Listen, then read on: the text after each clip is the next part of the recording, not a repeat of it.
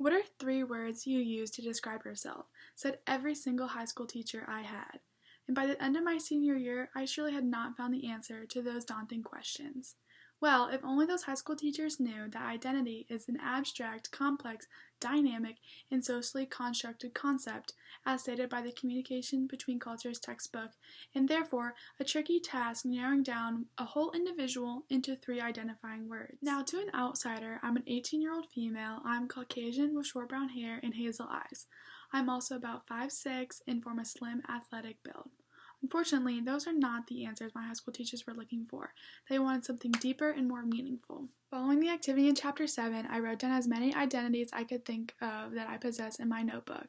By the end, I had about 11. Then ranging from the highest to lowest importance was difficult, as I believe every identity I possess is equally as important as the next for shaping me into who I am today, both inside and out.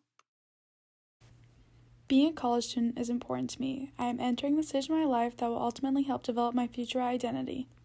As of right now, I am a first-year student studying journalism and public relations. It's exciting to think about all the skills I will learn and pick up to shape my future professional self right here on this beautiful campus. I want to go into more detail about how being a college student is a personal identity to me. This year, I really stepped out of my comfort zone. I decided to go to school that was 5 hours away from my hometown and where no one I knew was attending Western Carolina.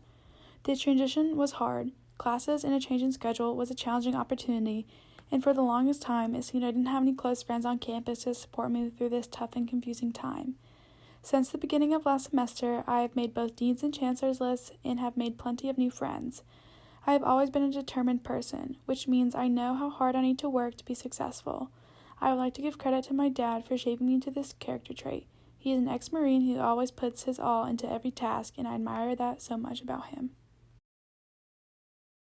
Similarly, being a female is as equally as important to me, making up a quarter of my current identity. I started taking on more stronger feminism ideas and standing up for women's rights in a serious manner my senior year of high school. After looking further into feminism, I discovered that terms referring to feminism first appeared in the 1870s in France.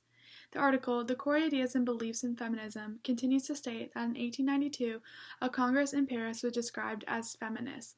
This launched a more widespread adoption of the term in the 1890s, with its use appearing in Great Britain and the Americas in the beginning of 1894.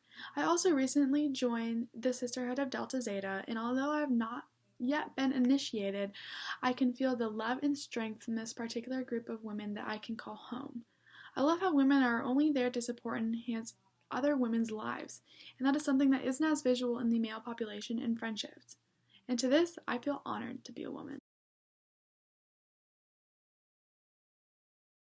Following that, daughter and friend, girlfriend, roommate, and or pet owner are each given 15% of my identity because these are roles given to me from some of the closest people in my life, and upholding the perfect reputation under these identities are really important to me and shows a lot about my character.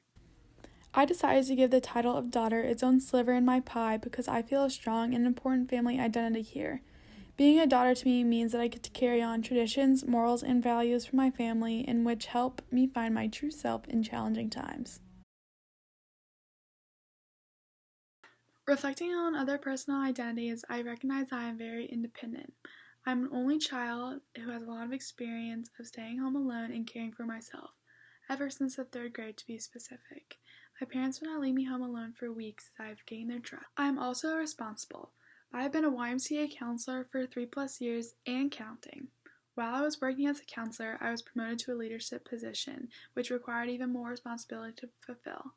I know that I am responsible because I was the youngest counselor to be promoted to this position. I added YMCA counselor to my chart very last minute, but I feel like it needed its own slice because it's the only job title I've ever had, and has given me a lot of versatile skills I will use for a lifetime. But also because I want to be a role model to my campers. Being a counselor who is fun, energetic, and fair, while also determined and serious, is a goal of mine I strive for every time I put on my uniform. Lastly, 10% of my identity is attributed to being a U.S. citizen and Caucasian. I'm from Apex, North Carolina, and I am so in love with my hometown. It's very suburban with great schools and great sports teams, lots of areas of employment, and just a happy community in general. I feel my hometown has a huge influence on my intelligence, and which is why I made Dean's and Chancellor's list my first semester in college. Although I technically am a girl raised in the South, both my parents are Yankees, and therefore I am a Patriots fan who enjoys eating barbecue with a glass of sweet tea to wash it all down. So in conclusion, I still have trouble narrowing down my identity into 3 words. My identity is ever changing and growing, especially at this stage in my life. I understand why my high school teachers want us to dig deep into ourselves to pull out 3 words to describe who we are, but I always wanted to find the 3 most perfect words to describe my complex self. After this assignment, I would like to label myself as diligent, enjoyable, and self-sufficient.